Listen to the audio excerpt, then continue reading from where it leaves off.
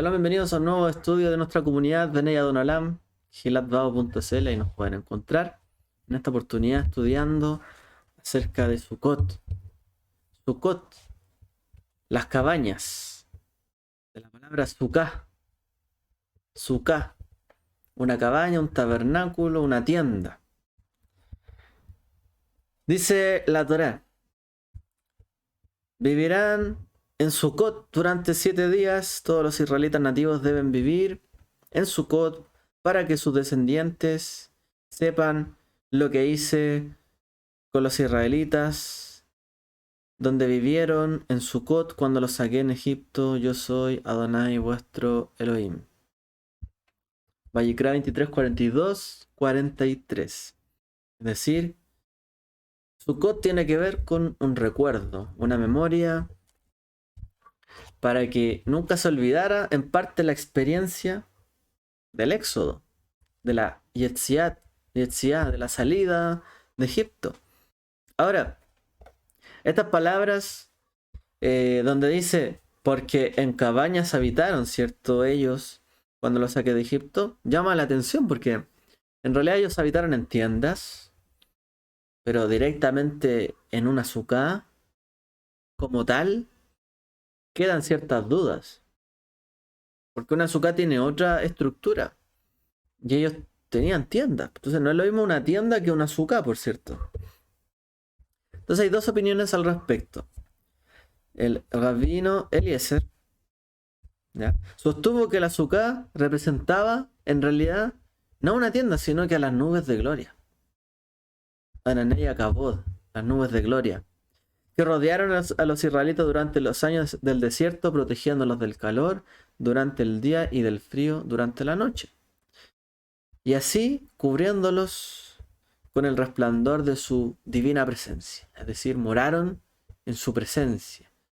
Y su nube, el fuego, los cubrió y los protegió durante el día y durante la noche.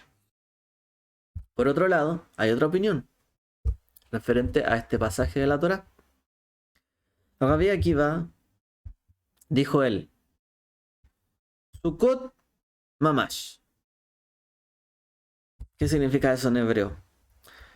Una azúcar es una azúcar, ni más ni menos. Es una choza, una cabaña, una vivienda temporal. No es un simbolismo, es lo que es. Es decir, cuando en hebreo se utiliza esa frase, o por lo menos en el Talmud, mamash es como, es lo que es, eso es lo literal. O sea, podríamos interpretar esto aquí, esto allá, pero en realidad la Torah dice Sukkot, en Sukkot morar. Por lo tanto, en Sukkot morarán. Eso es lo que significa. No es que nos respiramos a la nube ni nada. Sukkot, literalmente. Ahora, ¿qué es lo que está detrás de todo esto? En el pensamiento. Ahora, si seguimos la idea, ¿cierto?, de Rabino Eliezer, de que esto se trataba de las nubes de gloria, en realidad nos parecería... podríamos entender por qué celebramos la azúcar. En el fondo celebramos y recordamos un milagro. Porque todas las festividades tratan de milagros, ¿cierto? Pesaj es el milagro de la salida de Egipto. Shavuot es el milagro de la revelación, ¿cierto?, que tuvieron en Har Sinai, en el monte Sinaí. También Sukkot tendría el milagro, ¿cierto?, del cuidado que tuvo el eterno Dios de Israel con su pueblo en el desierto. Porque fue milagroso que ellos no tuvieran ni calor ni frío. ¿Ok? Esto todo a lo largo del desierto. Entonces, según la segunda opinión de Rabbi Akiva, dentro del Talmud o de esta Mishnah, una sukkah es sukkah mamash. Una sukkah es una sukkah literalmente. No hay una otra explicación. Ahora, no hay algo inusual en vivir en una choza, en una cabaña, si es que estamos viviendo como nómadas en el desierto. O sea, no tiene nada de particular. Porque una choza es una choza. O sea, ellos vivieron en esas tiendas en el desierto y listo. Ahora, ¿por qué un festival tendría que ¿por qué tendría que dedicarse toda una fiesta, una festividad, para recordar algo común y corriente? O sea, cualquier persona que vive en un desierto, por lo menos allá, ¿cierto? En esa zona, vivirá en una tienda. No es algo extraordinario, ¿no? Ni milagroso. Entonces tenemos otra opinión al respecto. El nieto de Rashi, que se llama Rashbam, él dice que el azúcar estaba allí para recordarles a los Bene Israel, a los israelitas, en el momento de la recolección del producto, de los productos de la tierra, porque Sukkot se da en un contexto agrícola de cosecha. Entonces, él dice que cuando ellos estuvieran ahí, sintieran una mayor satisfacción de vivir en Israel. No es como algo, no era algo común que todos los años hubiese cosecha y ya. No, porque sus padres no siempre tuvieron que cosechar ni una tierra, cierto, fértil donde crecieran los frutos. Porque en el desierto no tenían esto. Había tierra, arena del desierto. No había un lugar, ¿cierto? Un pasto tierno, ¿cierto? Tierra, ¿cierto? Que tuviera muchos minerales, mucha agua para sembrar, para que se rindiera al 100 por 1. Entonces, él dice que también trae a la memoria al pueblo de Israel el hecho de que, ok, en estas fechas se cosecha, salen frutos, pero esto no siempre fue así.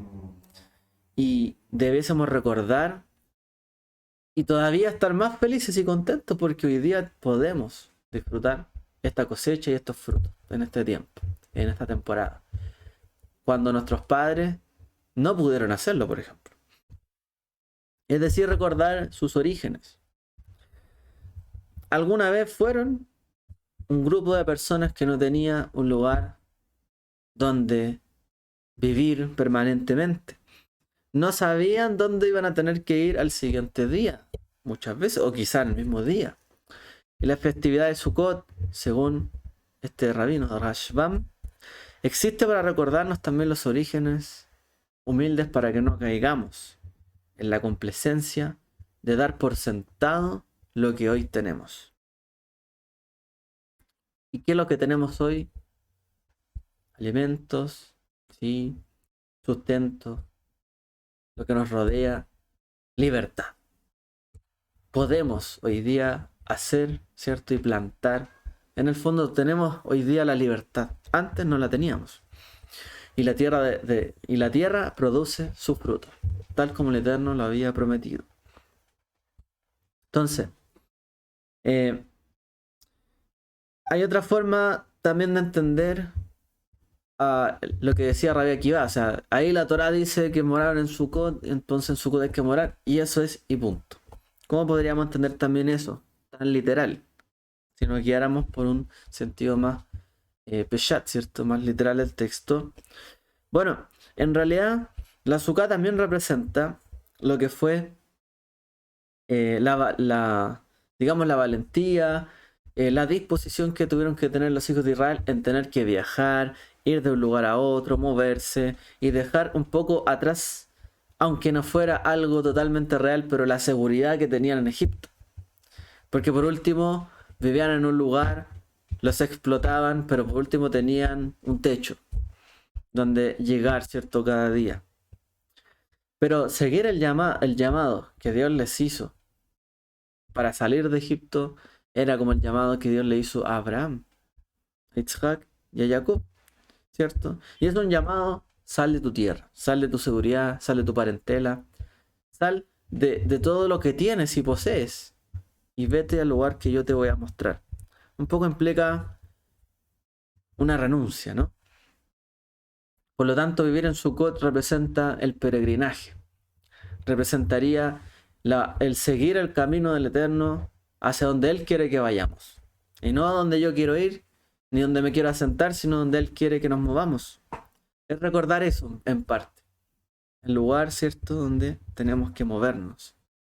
Tal como lo pasó con nuestros antepasados. Por lo tanto, es como recuerda esa figura. Y esa figura puede ser también vista, por ejemplo, con la valentía que tuvo o el coraje que tuvo Sara. Porque el llamado que el Eterno hace a Abraham no es un llamado que la escritura diga y le dijo a Abraham y a Sara. Entonces Sara tuvo que estar dispuesta a seguir el camino de su marido, que no sabía dónde iba, que iba a dejar en la familia de sus padres y a todos sus cercanos.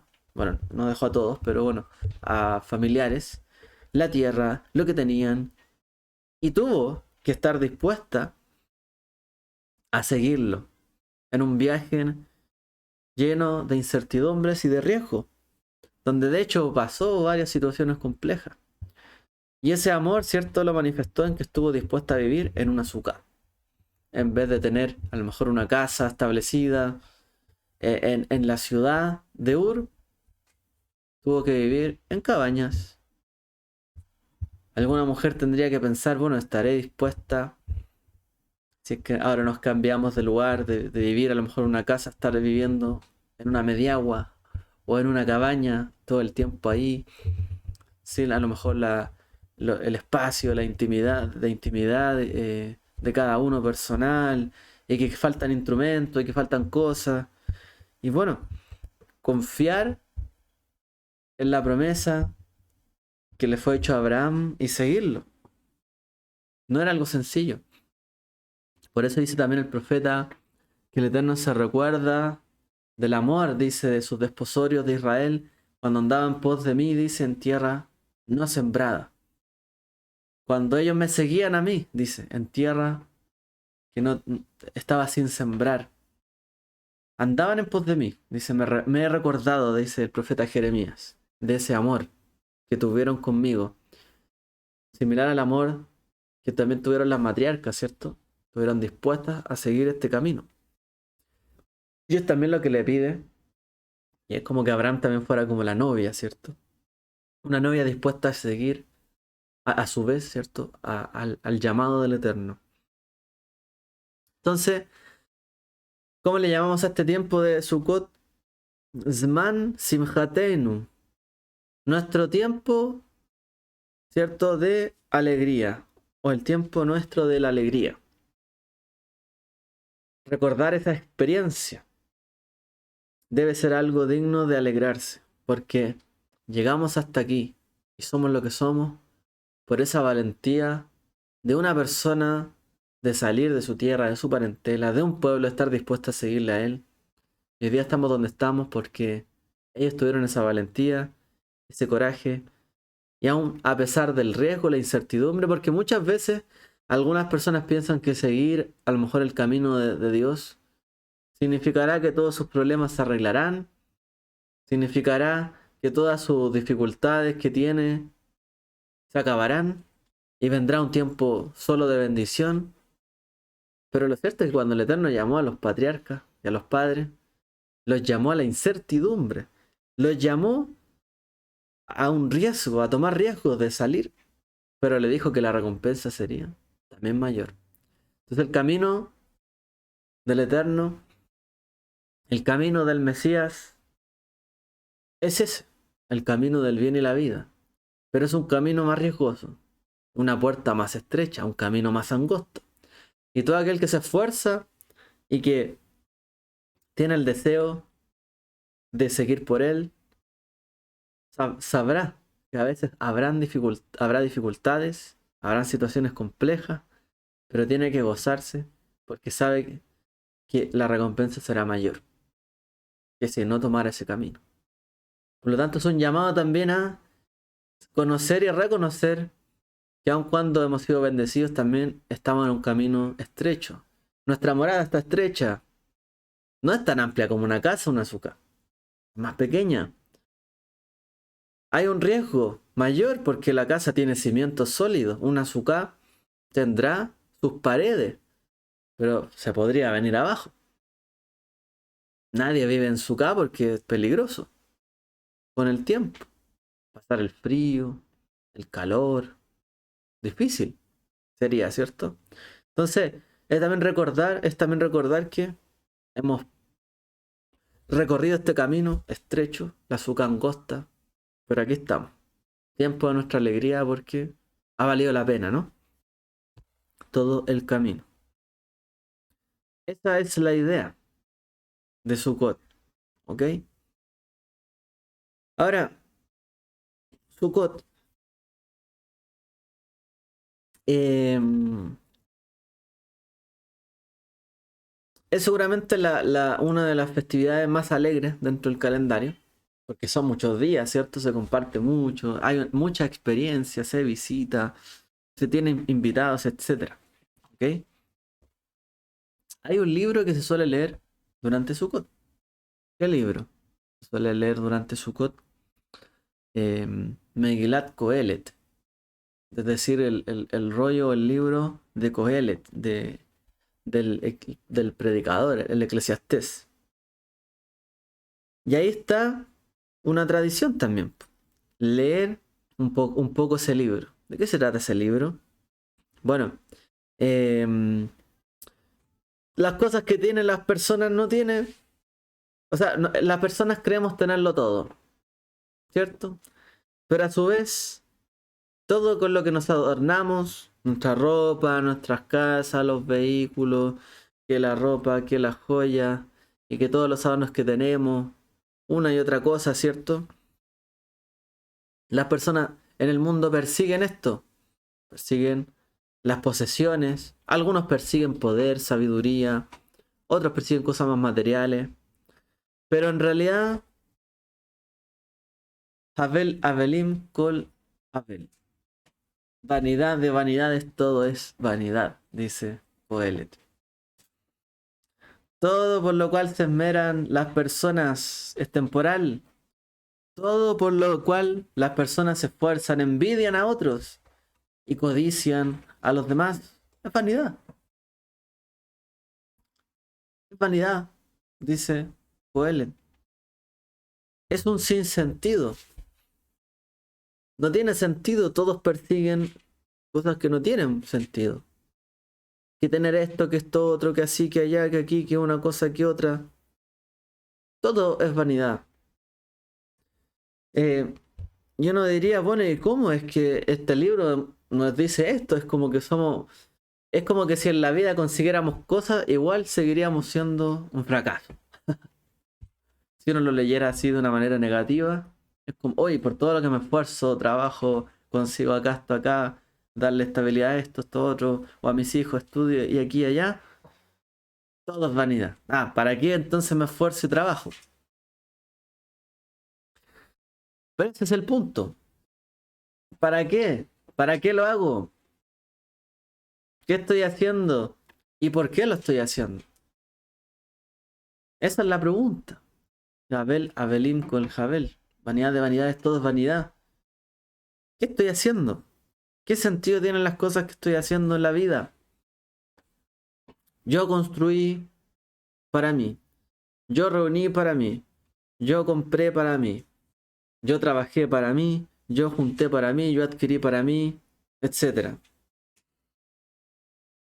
El sentido, ¿cierto?, de querer adquirir muchas cosas tiene un sentido eso, de codicia, de obsesión. Más cerca del yo y del mí, ¿cierto? Yo hice esto mío.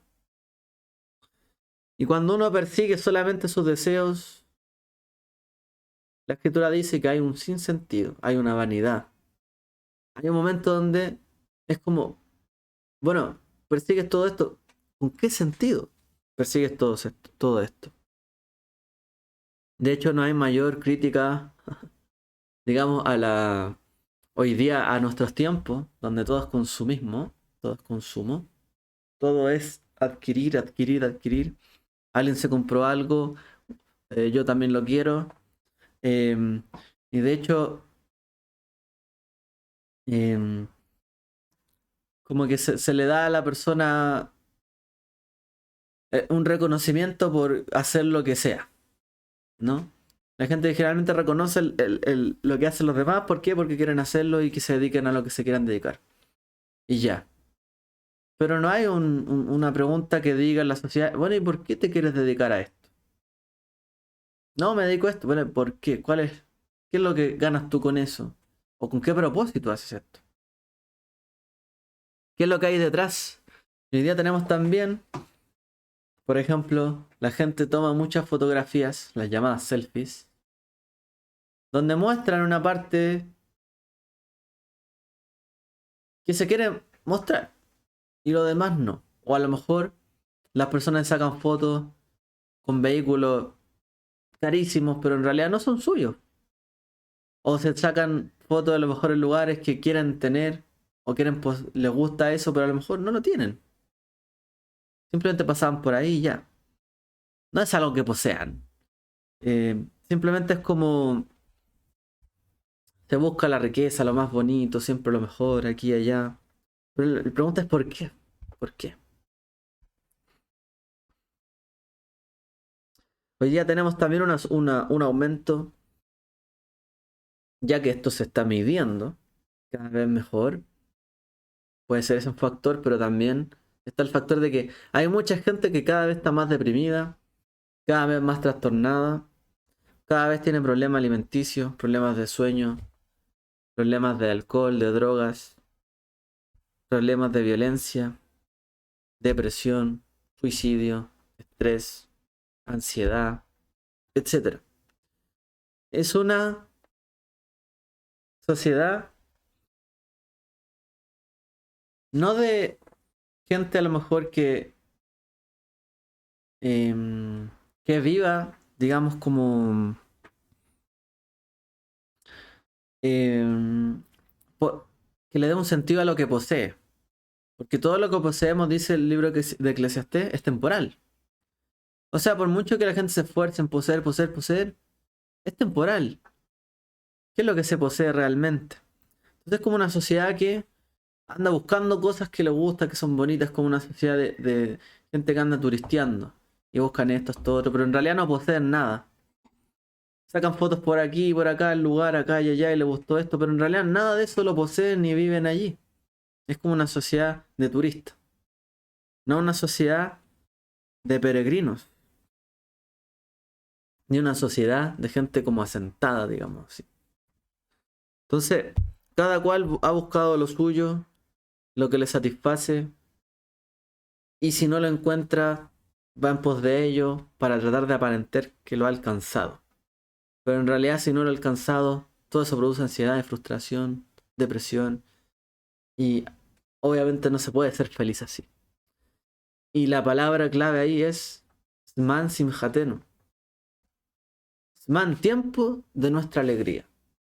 En hebreo, ¿cierto? Zman Simhatenu. El tiempo de nuestra alegría. ¿Y cómo se puede ser alegre si en realidad es como que todo fuera vanidad, nada poseemos? ¿O lo que queremos poseer no lo tenemos? Bueno, tenemos que encontrarle sentido a las cosas sencillas, como un azúcar, ¿cierto?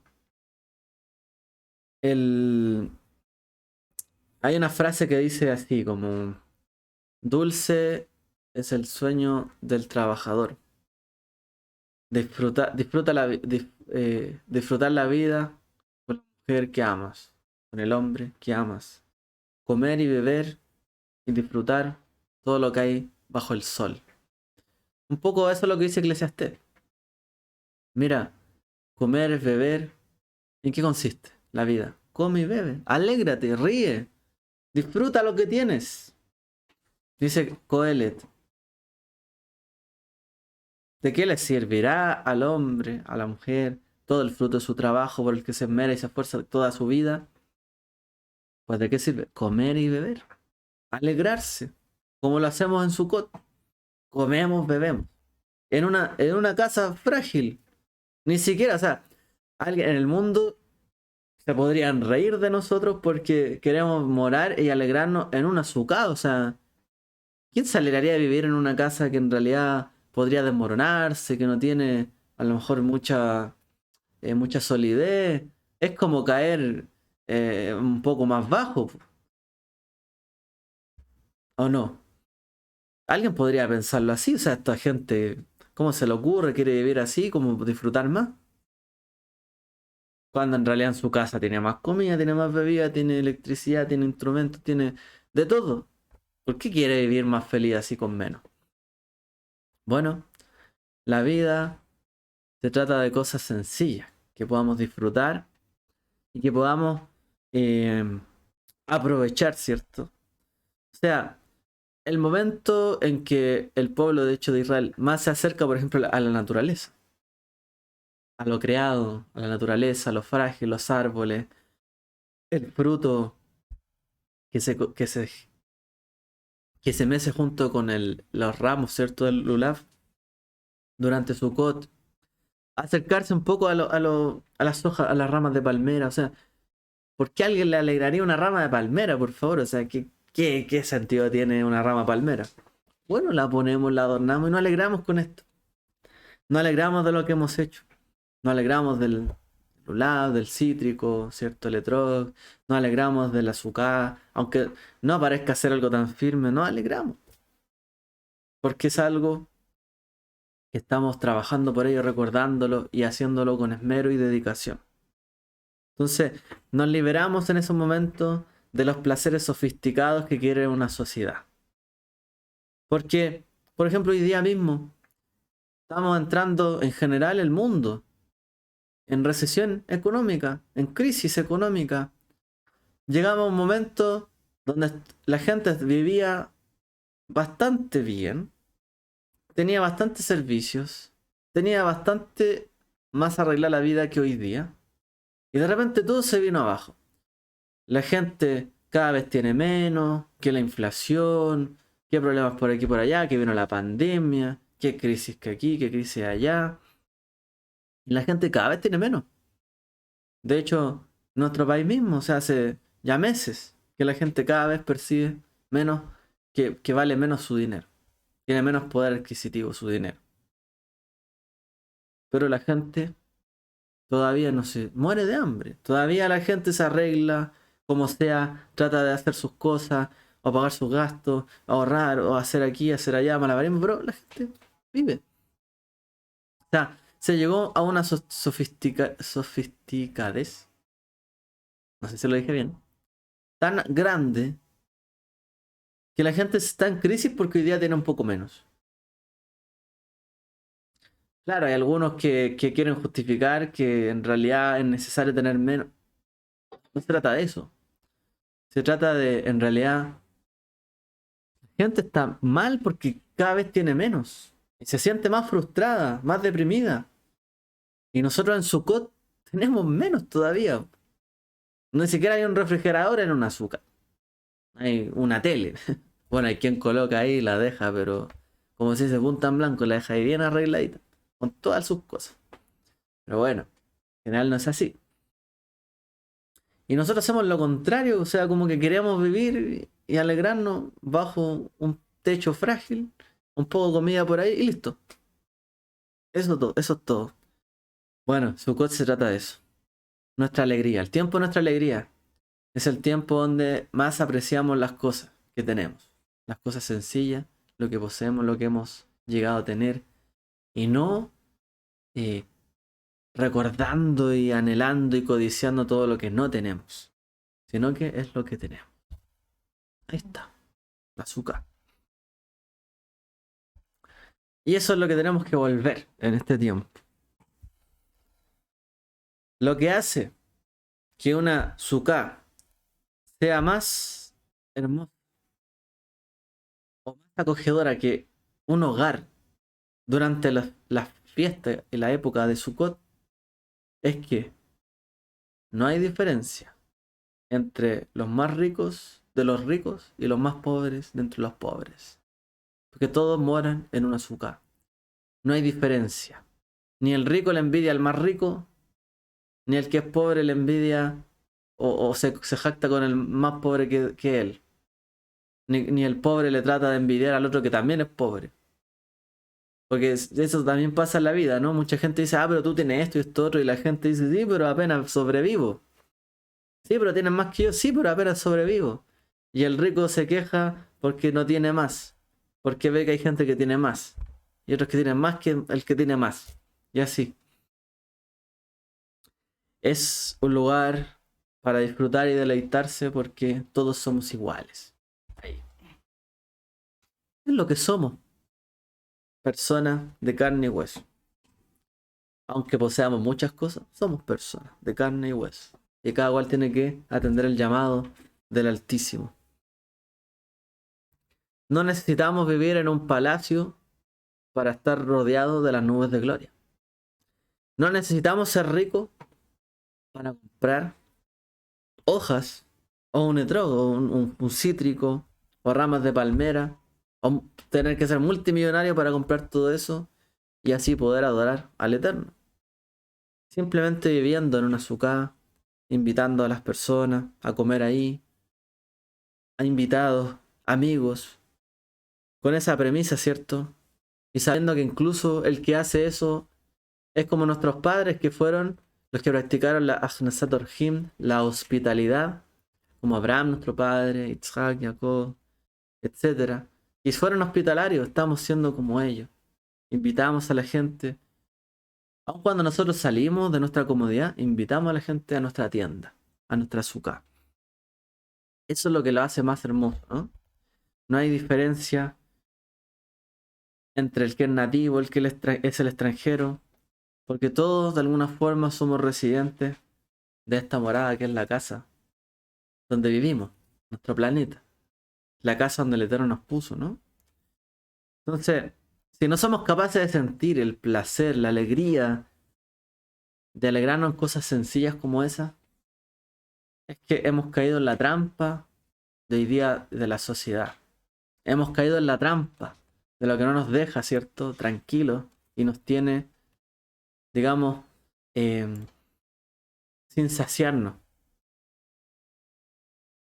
Pero es mejor estar en una sucá 7 días que todo el resto del año fuera de ella, ¿no?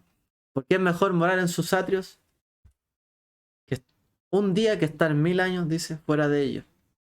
Es mejor estar un solo día, dice David. Es mejor morar en las cosas sencillas y alegrarse en cosas sencillas estos días que todo el año donde trabajamos, que nos esforzamos, que buscamos miles de excusas para decir que necesito más, que necesito más, que necesito más, que necesito más. Valen más esos 7 más 1 días, ¿cierto? 8 días, donde nos alegramos las cosas sencillas, que todo el resto del año, donde estamos todos estresados porque no tenemos lo que queremos y no nos alcanza. Aquí, y aunque tenemos, ni siquiera agradecemos por lo que tenemos porque siempre decimos que no nos alcanza. Ahí está Zman Matan Torateno, el tiempo de nuestra alegría. Ahí debe estar nuestra alegría.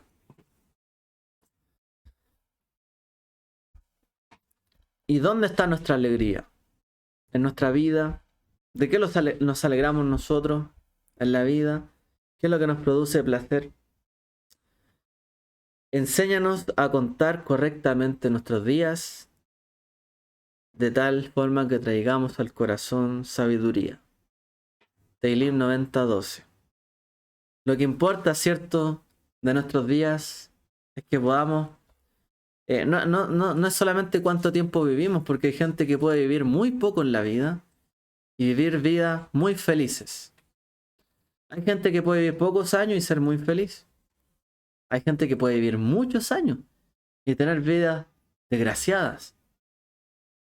Y hay gente que puede vivir pocos años y pasarlo muy mal. Hay gente que puede vivir muchos años y pasarlo muy bien. No importa cuánto uno vive, sino cuán intensamente sentimos qué es lo que representa la vida para cada uno de nosotros. Qué es lo que representa quién es uno, quiénes son los demás para nosotros. Y cómo apreciamos esto. Cómo nos alegramos de lo que hay, de lo que tenemos.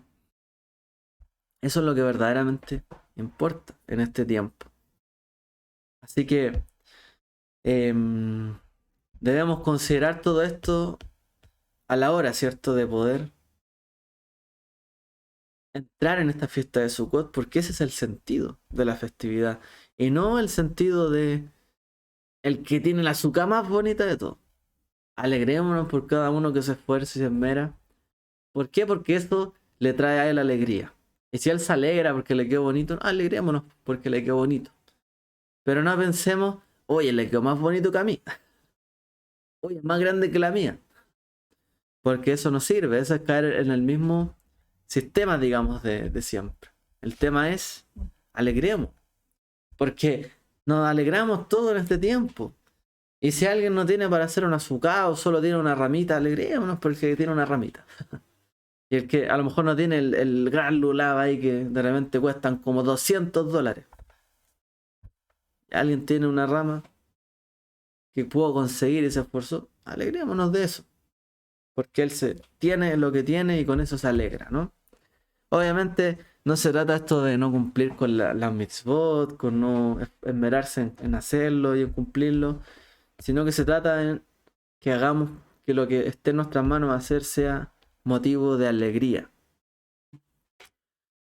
Así que la tierra, dice Devarim 11, 10, 12, a la que vas a entrar para tomarla no es como la tierra de Mitzrayim, de donde has venido, donde plantabas tu semilla, la regabas como con el pie, como si fuese un huerto, es decir, tú ponías algo y crecía ahí en la orilla del Nilo, en Mitzrayim, porque así era. La tierra que cruzas el Jordán para tomar posesión es una tierra de montañas, de valles, que bebe la lluvia del cielo. No tiene los ríos como tenía Egipto. Es una tierra que el Señor tu Dios te cuida. Y los ojos del Eterno están continuamente sobre ella desde el principio del año hasta su fin. En el fondo Él observa. No vas a tener siempre ríos. Vas a depender de la lluvia. Vas a depender siempre de Él. Y si dice que Él siempre está observando, es porque siempre nosotros tenemos que pedirle a Él que nos vaya bien, que recibamos lo que recibamos, esté ahí, ¿cierto? A la mano. Así que no es algo predecible, ahí está el río y ya no. La topografía de Israel amerita en el fondo de que cuando en realidad llueve hay alegría, hay gozo, porque el Eterno ha bendecido. No es como que uno tira la semilla y todo crece en Israel, porque hay un esfuerzo bastante fuerte y arduo en sentido de agricultura para que esa nación pueda tener árboles, pueda ser reforestado, pueda crecer. Se ha hecho un gran trabajo. Es una tierra que hay que trabajarla. Y lo mejor, cuando conseguimos cosas con trabajo, esfuerzo, dedicación y las valoramos, ahí está nuestra alegría. Y sabemos que cuando valoramos realmente el sacrificio del Mesías, lo que Él hizo cuando vivió en una morada aquí, dice que Él hizo tabernáculo en medio de nosotros. Cuando valoramos lo que Él realmente hizo por nosotros, cuando valoramos que su obra, su sacrificio, sus palabras, dice que yo y mi Padre moraremos en ustedes, en sus corazones. Cuando realmente nos alegremos de todo lo que Él hizo, lo valoremos, sencillamente por lo que significa que Él vino y se acercó a nosotros, nada más. Y nos enseñó a acercarnos a Él y nos dijo las cosas como son. Alegrémonos porque Él nos llamó, nos hizo cercanos. Y Él dice, si te alegra, entiendes y recibes, yo y mi Padre haremos morada en ustedes. Y Él no mora en corazones tristes, decaídos. Él mora, ¿cierto?, en corazones alegres. Obviamente Él va al corazón afligido y lo ayuda. Pero Él mora en medio de quien está gozoso porque está en su presencia. Y eso es lo que tenemos que apuntar en este Sukkot. Que el Eterno les bendiga a todos. Shavuot Tov.